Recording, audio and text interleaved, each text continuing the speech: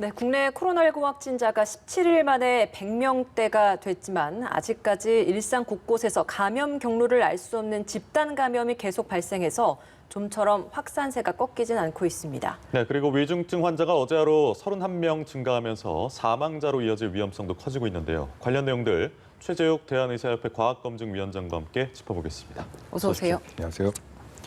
네, 국내 코로나19 신규 확진자 오늘 195명 나왔습니다. 17일 만에 100명대로 떨어진 건데 이 중에서 지역 내 감염, 국내 감염이 188명이고 해외 유입이 7명이었습니다. 어떻습니까? 좀 점점 좀 내려가고 있는 추세인 것 같기는 한데요. 좀 어떻습니까? 어떻게 좀 보고 계십니까? 맞습니다. 지금 감소하는 추세로 지금 접어들었다고 볼 수 있는 데이터는 명확한 것 같습니다. 어제 이어 오늘도 하루에 감염 진단자 수, 그러니까 진단 검사를 받은 사람 2만 명이 계속 넘었습니다. 그래서 2만 명이 넘었음에도 유지됨에도 불구하고 지금 환자 수는 195명으로 네. 지금 처음으로 200명으로 떨어졌고요. 또 지난 주말도 환자 수가 확진자 수 줄었죠. 물론 그 당시는 이 진단 검사 건수가 15,000건, 13,000건 정도 좀 작긴 했습니다만 그래도 이 추세는 맞는 것 같고요. 지금 정기영 질병관리본부장도 어제 계속 얘기했습니다만 통상은 감염이 진행이 된다면 증가가 폭발적으로 증가합니다. 그거는 이제 명확히 없어졌고요. 정체되고 있지 않습니까? 정체된 게 거의 2주가 정체가 됐고요. 이제는 정체된 것이 아니라 조금씩 감소하는 이런 경향을 보이고 있다 그렇게 말씀드릴 수 있고요. 이는 명백히 사회적 거리두기 효과입니다. 가파르게 올라갔다가 좀 완만하게 꺾인다는 말씀이시죠? 네, 보통은 가파르게 올라갔다가 정체됐다가 그다음에 감소하는 추세. 이 세 가지 패턴으로 나눠서 봐야 됩니다. 그럼 알겠습니다. 지금은 좀 완만하게 유지되다가 살짝 꺾이는 초반 단계다라고 또 봐도 되겠네요. 네, 그렇게 지금 전망하는 것이 좋을 것 같고요. 물론 네. 이 추세도 하루 이틀만 갖고 볼 건 그렇죠. 아니고요. 예. 보통은 이 추세가 일주일 정도 지속되느냐를 보고 이제 확정하게 됩니다. 그러나 지금 경향을 보면은 그렇게 접어들고 있지 않는가. 또 많은 이제 사회적 거리두기 효과라 그런 이행 점검 상황을 좀 검토해 보면 그렇게 보이고 있다 말씀드릴 수 있을 것 같습니다. 예, 어쨌든 현재로서는 17일 만에 100명대로 줄어들었다는 건 의미 있는 숫자인 것 같습니다만 위중하거나 중증의 환자들이 늘어나고 있다는 건 문제거든요. 네네. 그제 20명 늘어났고 어제도 20명 늘어났고 어제 발표된 수치가 20명 늘어났고 어제 하루 동안은 또 오늘 발표된 거에 따르면 31명이 늘어나고 있어서요. 관련해서 방역당국에 비상이 걸렸을 것 같습니다. 어떤 조치들이 지금 시행되고 있습니까? 네, 말씀드린 대로 신규 확진자가 증가하는 것과 반드시 똑같이 날짜를 맞춰 증가하는 건 아니고요. 보통 이제 그 중에서 심하신 분이 중증으로 진행되는 것은 한 일주일에서 열흘 정도 뒤에 그 결과가 나타나게 됩니다. 그래서 네. 지금 이제 중증 환자가 급격히 증가하고 있고요. 154분이 지금 중증 환자에 분류돼서 있습니다. 그래서 결국 중증 환자는 사망률을 낮추는 데 굉장히 중요한 그 관건이기 때문에 결국 중증 환자 치료시설, 생활치료센터가 아니고요. 그렇죠. 병상수와 중환자실 치료, 병상수 확보가 되게 굉장히 중요하고 그 점에 대해서 방역 당국과 또 의료계가 공조를 통해서 이 부분을 여러 가지 상황을 시나리오를 놓고 준비를 확보에 대한 시나리오를 준비에 만전을 기해야 될 것 같다고 생각합니다. 예, 사실 올해 초에 1차 대유행이라고 할 수 있는 신천지 사태일 때 이 중증 환자에 대한 병상 이런 확보에 대한 어려움이 있었기 때문에 그게 좀 사그라들면서 이 병상 확보에 대한 준비를 철저하게 해나가고 있다는 얘기가 있었는데 지금 수개월이 지난 이 시점에 이렇게 또 대규모로 확산이 되고 있고 중증 환자들이 늘고 있지 않습니까? 근데 네네. 병상 확보의 문제는 왜 아직까지도 여전한 건지 이것도 궁금합니다. 네, 그 점은 좀 유감스러운 측면도 있고요. 좀 안타까운 측면도 있고 또 해결해야 될 과제 이렇게 있습니다. 중증 환자 당연히 확보 가능합니다. 그리고 이게 부족하거나 이런 부분은 지금 일시적인 현상이고 앞으로 충분히 더 확보해서 이 부분은 만전을 기할 수 있습니다. 그러나 왜 자꾸 중증 환자가 많이 늘고 병상수가 부족하다고 얘기를 해서 국민들이 불안해하시는 이유는 네. 지금 현재 감염병 전문 병원으로 지정된 곳에서의 환자 치료 시설이 지금 포화 상태로 가고 있다. 추가로 지정을 해야겠다. 그런 취지에서 말씀하신 거는 맞는데 그래도 대책 없이 그렇게 얘기하면 국민이 불안해하시죠. 아시다시피 OECD 전 세계 국가 중에서도 우리나라가 병원 수가 제일 1등으로 많습니다. 또 병상수, 병원의 병상수도 일본의 2등입니다. 그리고 많은 치료시설 전 세계에서 2등, 3등을 제일 의료자원이 많이 풍부하게 갖고 있고 네. 그러한 것 중에서도 상급 종합병원의 거의 대부분이 서울과 수도권에 있습니다. 따라서 병상수가 부족하진 않고요. 병상수를 의료계와 공조와 협조를 통해서 추가로 확보하면 되고요. 다만 그러한 추가로 병상수를 확보할 때 지금 거기에 비코로나 질환으로 중증 환자분이 계시지 않습니까? 네. 그러한 분들과 배분과 협의와 논의를 통해서 좀 추가적인 병상수 확보를 의료계와 또 환자분과 국민과 정부가 공조를 통한다면 충분히 만들 수 있고 이미 서울 수도권 지역에만 중환자 병상수가 몇만 개입니다. 몇백 개 수준이 아니고요. 그러니까 충분히. 그러니까 가시적인 그러니까 수치로 볼 수 있는 병상은 충분한데 거기에 따른 의료진 혹은 기존 일반 질병으로 인해서 머물고 있는 환자에 대한 이동 이런 순환적인 부분에 있어서의 문제 때문에 병상에 어려움이 있다라는 이야기가 나온다는 말씀이신 거죠? 아닙니다. 정확히 말씀드려야 될 것 같은데요. 예. 지금 정부가 공공병원 중심으로 이 전문 병상수를 운영하다 보니까 이런 문제가 생긴 거고요.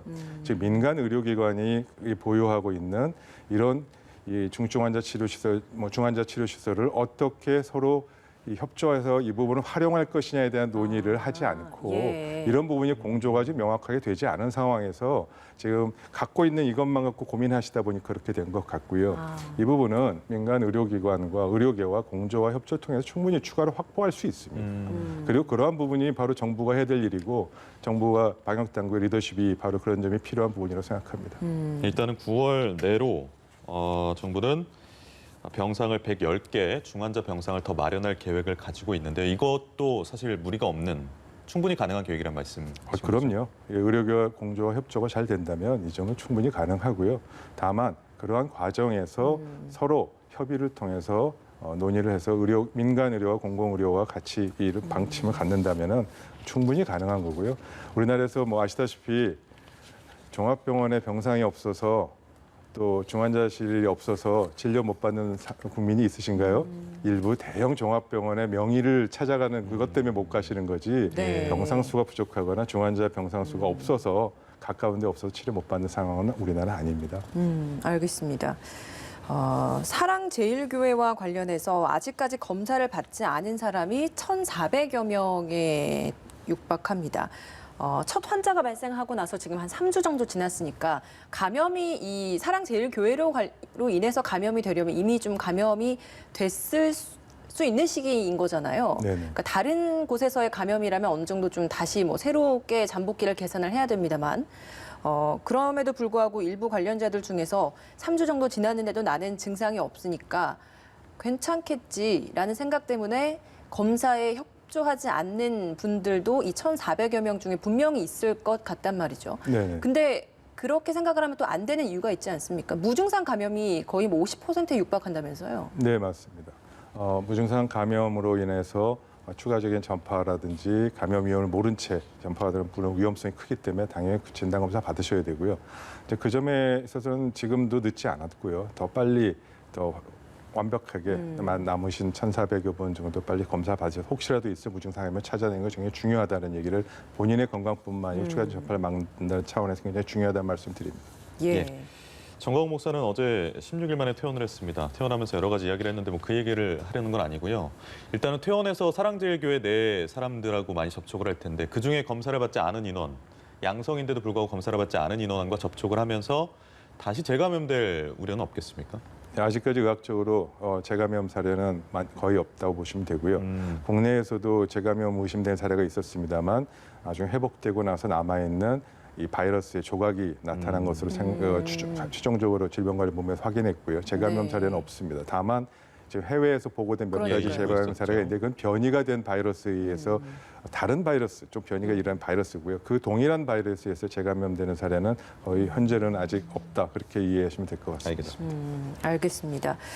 사례 몇 가지 좀 질문을 드려보겠습니다. 구로구에 이어서 강남구에 있는 아파트에서도 집단 감염이 발생했습니다. 구로구에서는 한 아파트의 같은 라인에서 집단 감염이 나왔다면 이번 강남구는 동도 다르고요. 그리고 확진자들도 경비원, 주민들 좀 다양하게 지금 확진된 상황입니다. 공통점이라고 한다면 두 아파트 모두, 구로구, 강남구 모두 복도식 아파트였다라는 정도인 것 같은데 이 사례 좀 어떻게 좀 보고 계십니까? 네, 아직은 이제 명확하게 원인을 찾을 수 없겠죠. 네. 예, 방역 당국의 역학조사 결과가 나오면 이제 어느 정도 윤곽이 잡힐 거라고 봅니다. 뭐 여러 가지 가능성을 고려해서 봐야 될 것 같습니다. 이 아파트니까 엘리베이터는 같은 걸 쓸 수밖에 없고요. 복도식이니까 아무래도 접촉할 수 있는 빈도도 많고 또 그 이외에 이 아파트 주민이 공동으로 또 많이 사용하게 되는 상가라든지 여러 가지 그런 공간에서의 감염, 또 아이들의 학원이라든지 뭐 이런 부분 여러 가지 가능성이 있기 때문에 이 부분은 좀 열린 그런 원인을 좀 다 찾을 수 있도록 조사를 하고 역학조사 결과를 기다려보는 것이 필요할 것 이게 같습니다. 꼭 아파트 내에서 감염이 됐다라고 또 볼 수도 없는 부분인 그럼요. 거죠. 아직은 그에 대한 가능성은 물론 열어놓고 봐야 되겠지만 그 부분은 굉장히 가능성이 적을 것이다라는 게 현재 전 세계 과학자들의 결론이고요. 다만 공용 공간에서의 공용 환기구를 통해서의 감염의 가능성이 있기 때문에 그 점을 좀 들여다볼 필요는 있다 정도가 이번 환경조사에서 역학조사에서 아마 밝혀질 것이라고 봅니다. 알겠습니다. 이 내용도 좀 보겠습니다. 아산병원에서 확진자가 나왔습니다. 서울 아산병원에서요. 입원 당시에 음성이 나왔었는데 항암 치료를 한창 받던 중에 증상이 나타나서 검사했더니 확진이 된 겁니다. 확진이 될 때까지 한 닷새 정도 병원에서 환자와 의료진과 섞였던 건데 이 여파로 오늘 아침에 나온 속보에 따르면 5명이 추가 감염이 됐습니다. 지금 현재는 환자가 나왔던 7층하고 그 위층인 8층까지만 격리가 됐는데 어제 뭐 해민병원이나 이런 곳들 보면 병원 자체가 격리가 됐었잖아요. 이 차등이 있는 이유가 뭐가 되겠습니까? 네, 그 부분은 뭐 병원의 그 규모와 또 실제 층별로 격리가 가능하느냐, 또 차단이 가능하냐, 혹은 여러 가지 그 관리 환자 숫자 규모와 이런 부분을 종합적으로 보고 판단하게 됩니다. 네. 지금 그 보통 이제 암 환자로 치료를 받으신 분은 대부분 병상 활동에 국한돼 있고 이 병상 바깥으로 나가는 경우가 사실 거의 없고요. 왜냐하면 본인이 감염을 조심해야 되니까. 그래서 그러한 환자로 된 분이 실제 얼마나 외부 활동을 했느냐, 접촉 빈도가 높으냐, 그다음에 병원의 구조가 그런 부분 차단이 되느냐 여러 가지 상황을 놓고 보고 이런 조치를 적절한 조치 취한 것이라고 보고요. 아시다시피 서울 아산병원은 지금 이 코로나19에 대한 감염 관리 의사만 수십 명이 있습니다. 그리고 감염 관리 간호사는 수백 명이 있습니다. 그래서 이 부분에서 우리나라에서 가장 최고의 이런 감염 관리 역량을 갖고 있고 또 방역 당국과 좀 협조해서 이런 부분을 지시를 지침과 지침이 있고 스탠다드가 있거든요. 예. 뭐 병원 폐쇄 기준, 또 접촉자 이 격리 기준, 진단 기준, 또 의료인에 대한 격리 기준의 절차에 따라서 지금 진행을 하고 있기 때문에 추가적인 환자 발생에 나오는 상황에 따라서 이 부분에 추가적인 조치가 어떤 것이 필요한지를 들여다보면 될 것 같습니다. 예, 알겠습니다. 오늘 말씀 여기서 마무리 짓겠습니다. 최재욱 대한의사협회 과학검증위원장과 함께했습니다. 고맙습니다. 맞습니다.